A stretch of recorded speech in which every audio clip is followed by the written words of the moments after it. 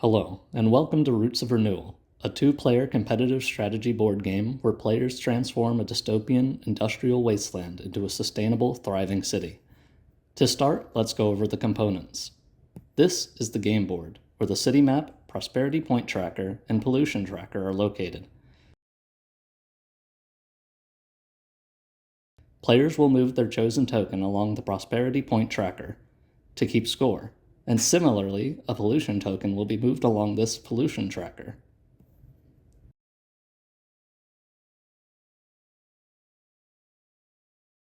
These are the event cards. You draw one every round once pollution has reached 5 or more. These are the objective cards. Separate them into industry and services decks. These are your primary way of earning prosperity points.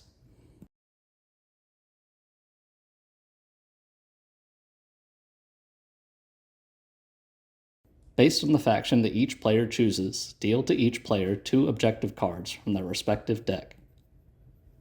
These are the zoning tiles: water, services, industrial, commercial, residential, and green. Each represents an essential component of a thriving city. Each tile has an associated building token as well. Watersheds, service buildings, factories, shops, apartments, and parks.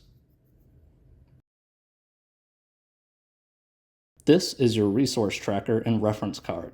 Each player receives one of each to track their resources and reference things like building costs. Each player starts with 2 of each resource on their tracker.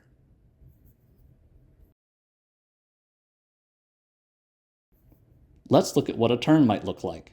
At the start of each round, players gain resources for each building on the map. In this case, there's only one factory on the board, so both players will receive 1 economy resource, and 1 pollution will be added to the pollution tracker. Next, assuming pollution has reached 5 or more, we will draw an event card. Each player is given a chance, going in turn order, to resolve the effect of the card. The first player in turn order can be decided by who most recently recycled. After the event card is resolved, each player takes an action of their choice for their turn, going clockwise.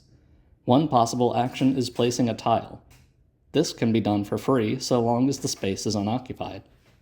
Otherwise, players can choose to place a building token. This is done at the cost of resources, so be sure to check your reference for costs and effects.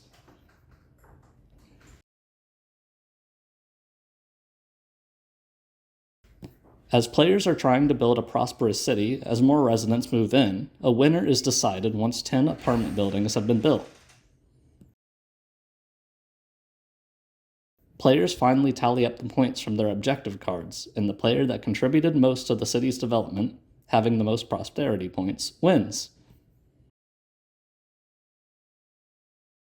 Though, if the pollution tracker ever reaches 15, the game immediately ends.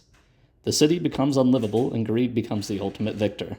All players lose in this scenario. Additionally, if the board ever fills up completely, all players lose to the inefficient congestion of the city.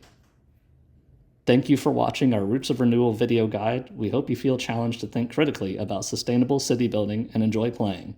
By balancing resources, mitigating pollution, and transforming the cityscape, will you rise to the challenge and leave behind a legacy of renewal?